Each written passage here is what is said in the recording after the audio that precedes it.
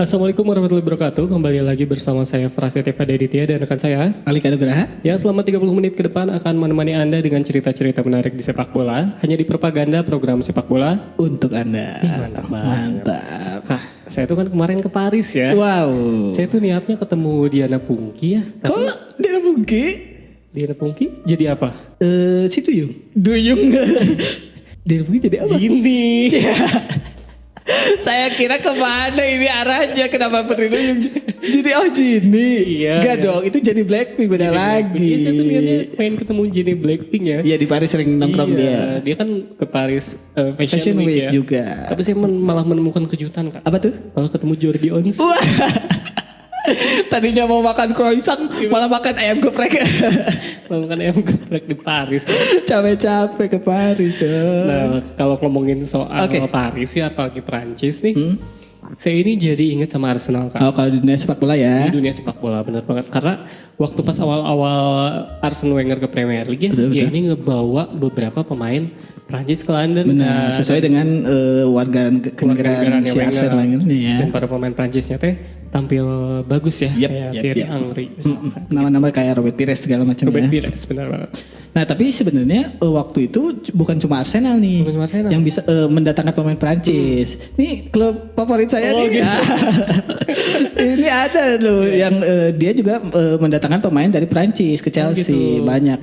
Ada waktu itu mungkin sekitar 18 pemain Prancis Udah yang itu sudah merumput pemain bersama Chelsea gitu.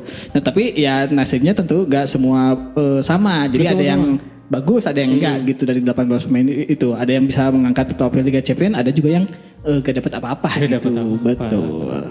Dan di segmen yang pertama ini ya kita bakal ngebahas soal 5 pemain Prancis paling unik Kak, Oke. yang pernah berumput di Chelsea. Karena Parisnya lagi hype, Chelsea-nya juga lagi down. hype. Lagi down. Jadi gue mau gitu aja. Nah yang pertama ini ada Gael Kakuta. Kakuta. Jadi Kakuta ini gabung sama Chelsea pada 2007 dan emang diproyeksikan buat masuk ke tim mudanya Chelsea. Nah, Oke. gitu. Namanya ini melambung Kak. Ketika dia tanding di tim reserve bareng sama Michael Ballack. Oke, Jadi Michael Ballack lagi tandemnya. ngapit, dituruninnya di tim reserve. Oke. Nah kata Michael Ballack dia ini muji-muji Kakuta Kak. Wah, dipuji langsung sama legend. Iya soalnya Kakuta suka bersih-bersih. Bersih-bersih lapangan dari Bersih-bersih history Google Chrome.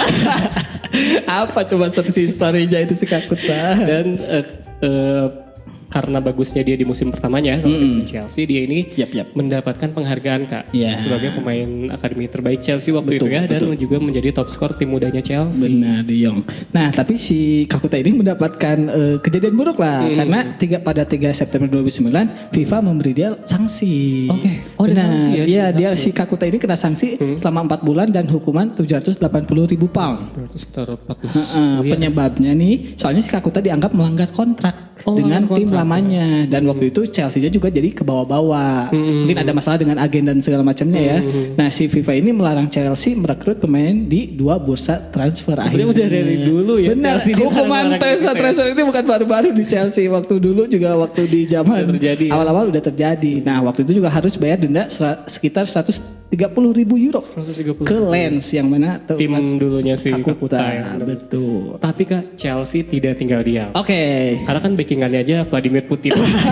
Yang waktu itu belum kena kecam.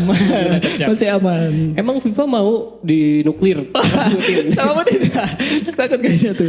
Akhirnya Chelsea ini ngebawa masalah ini ke cas Kak. Oke. Dan kalau nggak salah dia casnya pakai wireless charging. Bukan dong, bukan cacat. Ini cas ini yang badan sepak bola juga. Ya jadi cas ini badan apa sih pengadilan Pengadil. arbitrase olahraga Iya. ya.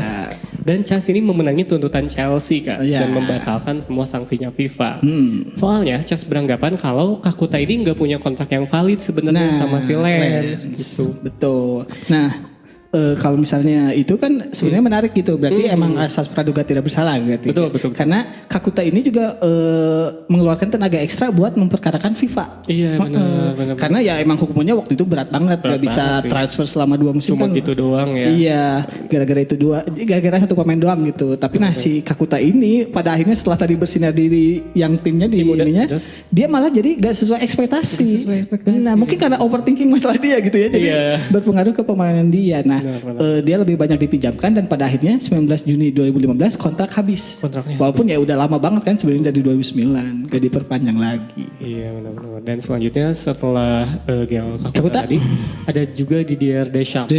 Didier Deschamps ini bergabung dengan Chelsea dengan status kalau kita nikah nggak ada wali bisa digantiin wah nggak? Itu juga walinya bukan band dan ini bukan wali itu masalahnya. Dengan status sebagai juara dunia. Betul. Ya, status WhatsApp ya. Jadi dia tuh menawarkan pengalaman hebatnya nih Kak waktu bersama Juventus, di mana dia meraih 3 Scudetto dan berhasil ke 3 final Liga Champions. Didier Deschamps-nya ini. Posisi Deschamps sendiri adalah pemain nomor 6. Dan waktu itu ada istilah pemain pengangkut air. Wah, Haryono. Dan kebenaran emang si Deschamps ini ngebuka galon isi ulang ya. Saya Depot Deschamps itu di samping Stamford Bridge ya ada. Nah, emang si Deschamps ini bergabung cuma semusim waktu itu.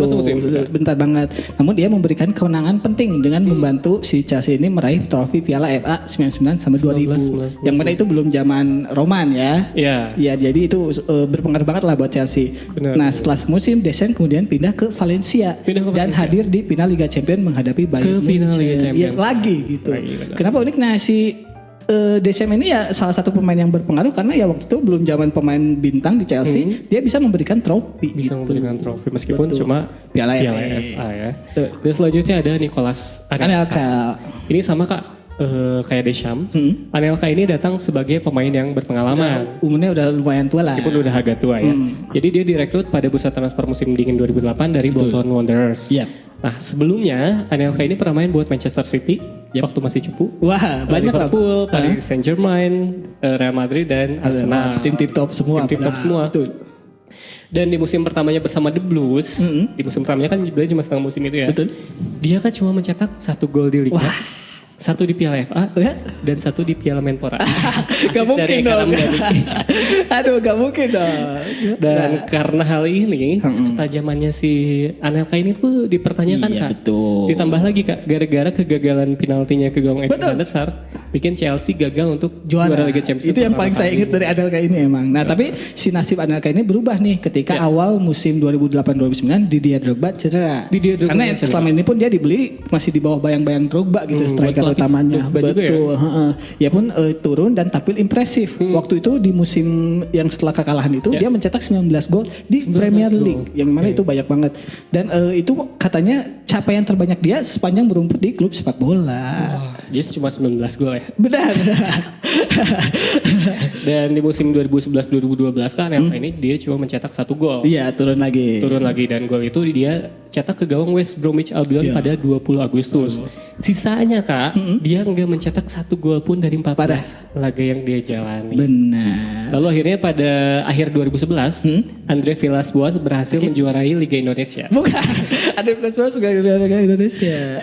Boas Salosa ya maksudnya sama Persipura. Tapi emang bener di 2011 tuh Persipura juara ISL. Andre Villas-Boas Salosa ya beda lagi. Andre Villas-Boas ini mengumumkan kalau Nicolas Anelka minta buat ditransfer keluar dari Chelsea. Iya, dan seperti pemain-pemain pensiun pada umumnya, pindah ke tim yang antah berantah. Si Anelka ini pindah ke Shanghai Shenhua di musim dingin 2012. Nah, kenapa unik lagi nih pemain Prancis ini? Karena Anelka adalah sosok yang sering terjadi di dunia ini. Iya, apa tuh? From zero to hero. To zero lagi. Jadi dia bolak-balik hidupnya roda gitu. Pas saya waktu kecil tuh from hero to Gria. Wah, bukan dong, itu supermarket. Selanjutnya ada Claude Makélélé. Dia ini idola saya Kak. Waduh. Karena kami sama-sama suka makan ikan. Bukan Claude makan lele. Makan lele itu beda. Saya waktu kecil berpikir bahwa Makélélé itu makan lele. Bukan.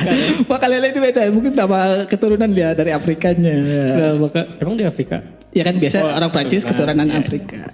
Tapi Makélélé ini tuh diremehkan banget sama Florentino Perez yang waktu itu tuh presidennya Real Madrid. Benar. Perez ini bilang bahwa Makélélé itu cuma gelandang biasa-biasa aja.